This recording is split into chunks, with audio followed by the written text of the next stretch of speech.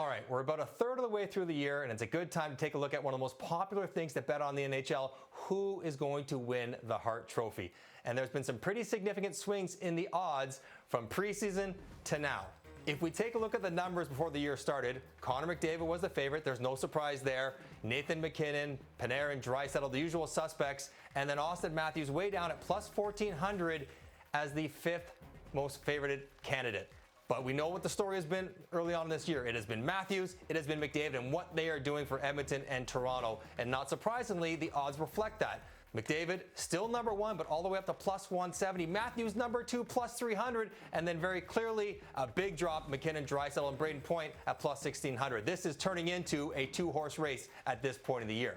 The most important part to this equation is the individual stats. And if you look at their individual statistics, McDavid's got a healthy lead for the Hart Trophy with 37 points. The thing I'll be looking at once this is all said and done is, if McDavid wins the Hart Ross, but Matthew wins the Rocket, how many more goals does Auston Matthews have to score than McDavid to make up for the difference in points?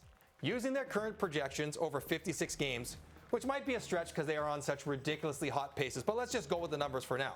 McDavid could end up with 20 more points than Auston Matthews, but Matthews could end up with 18 more goals than Connor McDavid. And if the season plays out this way, and Matthews somehow has more goals than McDavid has points, I think because of the importance of goals, the difficulty in scoring them, that would be advantage Auston Matthews, especially if the Leafs finish ahead of the Edmonton Oilers in the standings. But there is a very real possibility that Auston Matthews might not even lead his team in scoring. Mitch Marner's off to a great start himself, and I think if Marner leads the team in scoring, that actually hurts Auston Matthews' candidacy. Because I think at this point, everyone knows that Draisaitl doesn't play with McDavid, and while Ryan Nugent-Hopkins is a very good player, he's not Mitch Marner elite, one of the best in the league kind of player, and partnering up with that might actually hurt some voters looking at Auston Matthews. This will be a great race to watch the rest of the season. And if somehow these two guys can keep on their current tracks, there will just be another thing for Leaf fans and Oiler fans to hotly debate for the next several months.